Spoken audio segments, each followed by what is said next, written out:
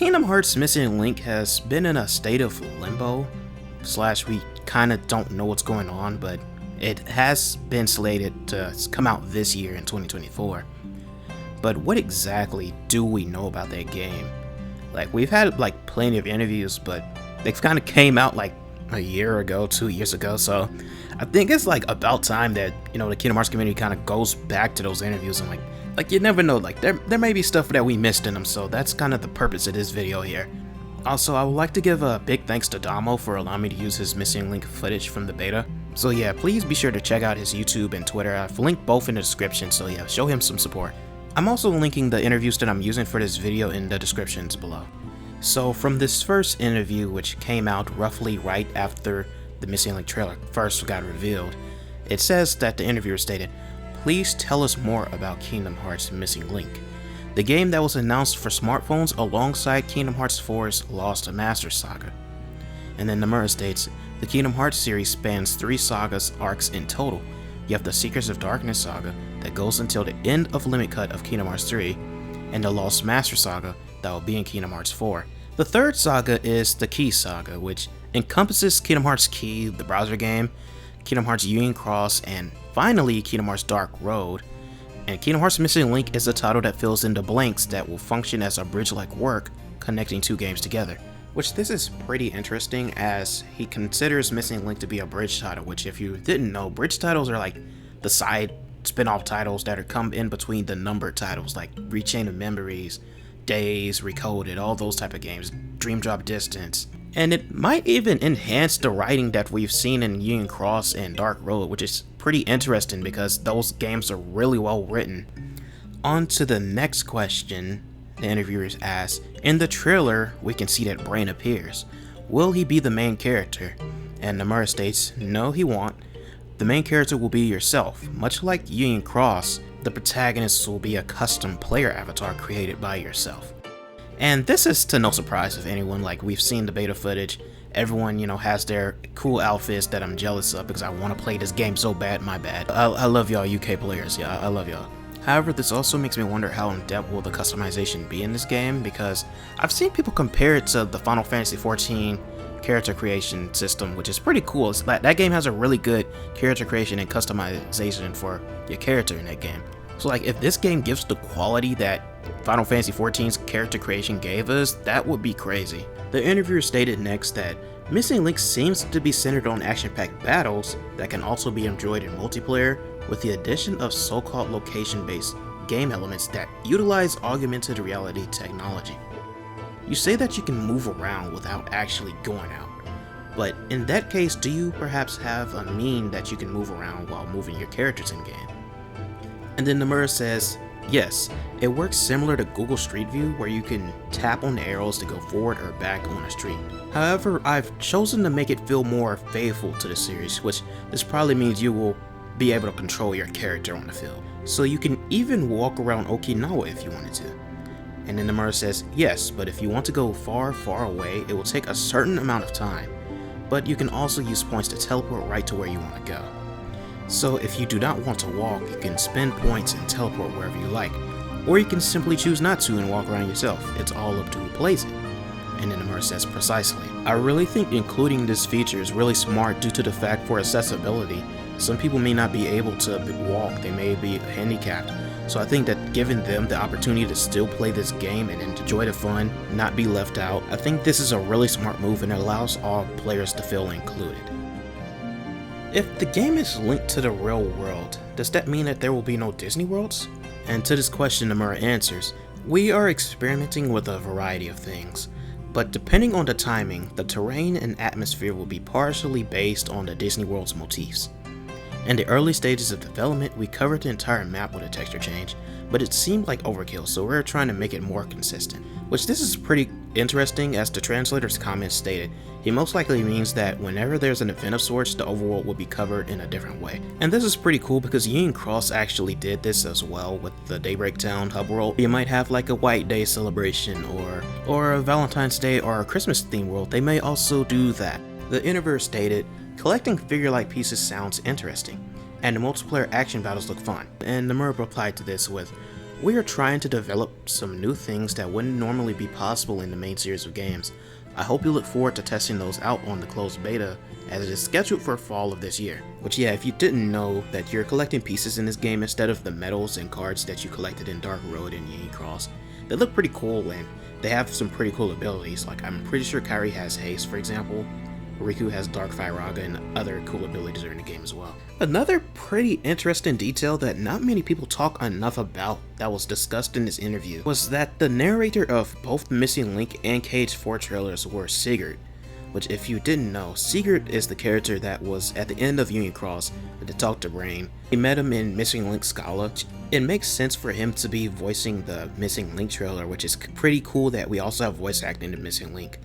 But why was he voicing the Kingdom Hearts 4 trailer if he didn't have an involvement in Kingdom Hearts 4's narrative? But that's the end of this interview. On to our next interview, which also released briefly after the Kingdom Hearts 4 and Missing Link reveal. We have the question, changing the subject, what did you request for the new songs used in the trailer? And Nomura stated, I requested a sense of anticipation building towards the latter half, so you'd feel like you're waiting for a hero to appear. It was very difficult since I had to ask for adjustments to be made the length of the song to match that of the video at the last minute. For a Missing Link song, I wanted it to have vocals throughout, so the chorus was included in this trailer. What are the societies that sprawl and branch like veins mentioned in the trailer? Nomura states, Kingdom Hearts Missing Link takes place about 4 generations after Ephemer's time. His descendants have each formed their own societies. The main family who carries his bloodline is the Society of Successors, while the branch family who doesn't is the Society of Non-Successors. Just like Kingdom Hearts 4, we're considering how to approach new users and have asked Fukazawa, another newcomer to the series, to write the scenario. And if you didn't know, Ruiko Fukazawa is a writer for Final Fantasy XIV Heaven's Ward, which is a really beloved story in Final Fantasy XIV. So I believe it's right to have faith in him, as he and Nomura will be writing the scenario of Missing Link. The interviewer also states after this, the Keyblade seems to be strengthened by setting pieces, which are shaped like figurines. That's pretty unique. And Nomura stated, we wanted them to look rich, so we made them in the form of figurines. These pieces can be obtained not just from the gacha, but also in the field. For example, you might get a message that says, blank pieces are available at blank in Shibuya. I spotted some pieces in the trailer that resemble Terra among other characters. Terra is a character who hails from a long time period after Missing Link. So are the pieces just created for the purpose of the game? And then Nomura states, the purpose of this association between characters and pieces is to collect the records of all the world's past, presents, and futures. Each piece provides information on its character from all eras, so you'll be able to draw upon their abilities to fight. This detail is very interesting and weird. Like, why is the Scala Society like collecting data from the current characters in Kingdom Hearts? Like, and how are they even possible to do that?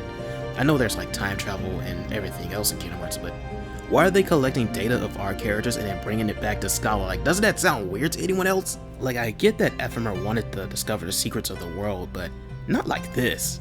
Going back to the interview, the interviewer states, I see, the battles look like the action in Kingdom Hearts 3. And Nomura stated, this project started in parallel with Kingdom Hearts Union Cross. We knew that if we were gonna make the next mobile iteration of Kingdom Hearts, we'd have to make sure that it played similarly to the mainline games in order to satisfy the audience. Therefore, it was inevitable that we'd aim to create an experience that'd be close to the action that you'd find in those titles. This is cool that they are considering this, as the gameplay of Union Cross and Dark Road weren't its best factors. Like, I enjoyed playing Union Cross, but Dark Road was like an AFK grinder, and it wasn't really that fun outside of the story, which gave us a lot of fun moments there. But I'm really excited because it looks like I will be having a lot of fun in Missing Link's gameplay as well as the story. Going to our next interview, I would actually like to take a detour to the Dark Road interview, as it gave us plenty of details about Missing Link actually. For example, in question 4, the interviewer asked, in Dark Road, several of the Emblem Heartless make an appearance, but we thought they would only appear later in the series. And then Nomura states, the reason for their appearance in these past worlds will be explained in Missing Link. I'm actually really interested in this explanation, as in Union Cross we had Emblem Heartless, but those Emblem Heartless were only projections of the Book of Prophecies showing future events. But Emblem Heartless came from Ansem's lab, so why would they be in Dark Road before then? Be sure to put your predictions and theories in the comments below. Also, make sure to like the video if you haven't so far, as it'll help me in the algorithm. Question number 6. Is the Scholar at Kylum in Dark Road and the one in Missing Link one and the same? And Nomura stated, correct. The reason why there is such a difference in atmosphere is due to the fact that Scholar at Kylum is positioned as a multi-layered city, with a new city being built on top of the old one. This is pretty interesting as both Scholar at Kylums did have a different aesthetic to them, but I really wonder why would they need to build the new one on top of the old one if the old one wasn't destroyed? Or maybe they expanded it, who knows. We'll figure out in Missing Link though. Could you explain more about the Destiny is so cruel line by Master Odin? Nomura stated, naturally Master Odin also had a master to mentor him. Said master entrusted Odin with a mission which actually ties in with the identity of the Blue Road individual. This is actually something that I want to hear more of because like, we let this slip through the cracks. Like, how did Odin have a secret mission? Like, you have me feeling like I said right now. What was your role, bro? Like, what was he doing in Missing Link? Is he like one of the figures that was on top of the rooftop?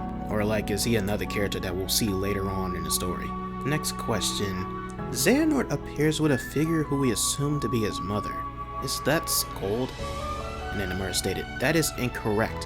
However, she is related to Skuld in some way. The next title, Missing Link, will have bloodlines as one of the story's main points. But my question here is, if Skuld is related to Xehanort's mom, like, does that throw the Subject X theories out of the window, or is there still a possibility that Skuld is Subject X? Like, going through these old interviews really are giving me more questions now than I really thought I would have going into Missing Link, which is kind of crazy. Like, I need to make a checklist to see things that get answered. And the final question of this interview, revolving around Missing Link, states, Dark Road reveals details about Xehanort's lineage and bloodline, with some mentions about the first Master's bloodline. But what about Ericus? Are the two of them related by blood? And to this, Nomura states, my apologies, I cannot answer that as it will be explained in Missing Link. If I had to assume something, it may be that Xehanort and Ericus may be cousins, distant cousins or something, but I'm not sure, it's not confirmed either. And on to my final interview that I have here. There's the first question, why did you decide to develop a game that is practically a 180 from Union Cross? And then Nomura stated, we're now in an era where it is practically little to no difference between a smartphone game and a console game. So I've wanted to use the increased hardware horsepower for some time now. So if we're going to do it on a smartphone, I want it to be something that is unique to smartphones. This is true as console games and smartphone games kind of are aligning now, as smartphone games are really catching up in quality. Like, you have games like Genshin Impact, Honkai Star Rail, Zenless Zone Zero, a lot of Hoyoverse games. You have Wuthering Waves, Punishing Grey Raven. Like, mobile games are not the same as they used to be 10 years ago.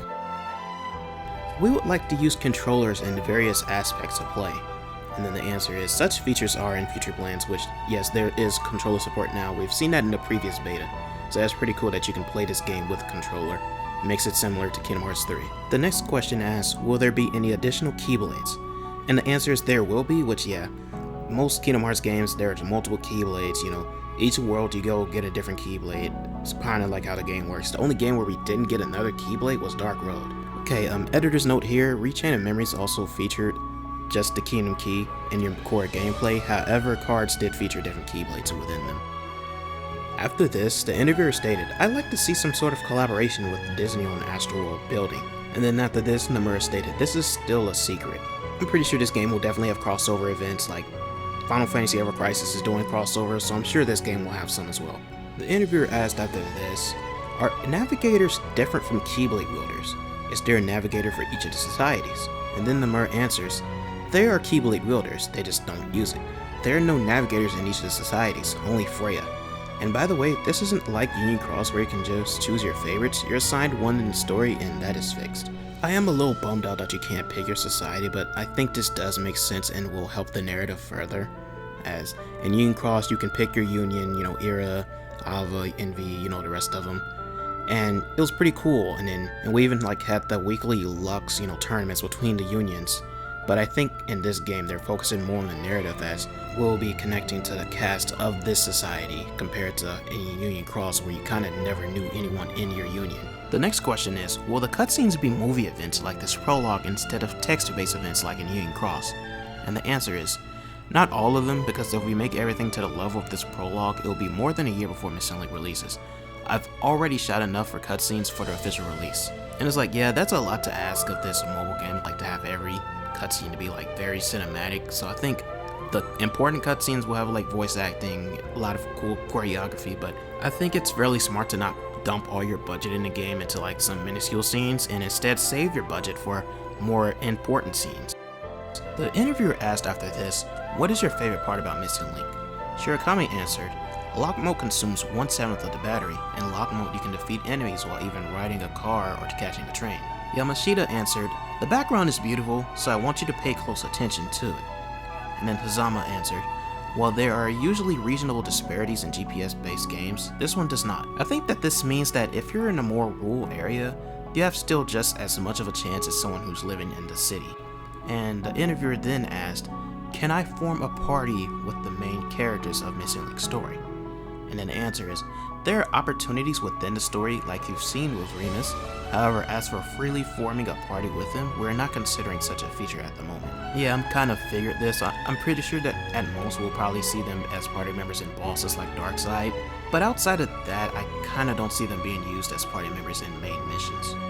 The next question is, will there be any limited time events? And the answer is, we've already discussed the events internally, but that is something we cannot answer yet, which I'm pretty sure, yeah, we will have events. I need that Final Fantasy IX event if the remake is real, but yeah, outside of that, I'm pretty sure we will get events. Like, it would be pretty cool to see some side stories as events, like for Halloween or Christmas time during those holidays. How big will the scenario be when the server starts? And the answer is, there are so many new characters, voice dialogue, and cutscenes that we are reviewing the structure, but we have no intention of making it be compact. I'd say it will be about the same as the previous Kingdom Hearts games. Which I love to hear this because Missing Link has a pretty big hub world as we've seen, so I can't wait to explore that and see the expansions that we get throughout the game. And in the next question, the interviewer asked, I'm curious, how often will the story be updated? And Namur answered, honestly, with how many months it took for some updates back in Yin Cross, that kind of thing is just unforgivable nowadays. And I think this is them telling us that they'll be more consistent with the updates that they give us for story in this game, which that's pretty good to hear. Will there be additional characters for raid bosses? The answer is, yes, I can't be more specific, but we will add more characters in the future. That's kind of vague, but I'm pretty sure that means more characters of the cast. And then after that, they ask, will there be updates to the gacha presentation? And the current answer is, currently it skips with one tap, but we will enhance the directions, so we ask for your patience. I think this means the gacha animation that you get when you roll for characters. So yeah, I'm pretty sure the animation that we will see will look pretty good. Are there any plans to implement a friend request function?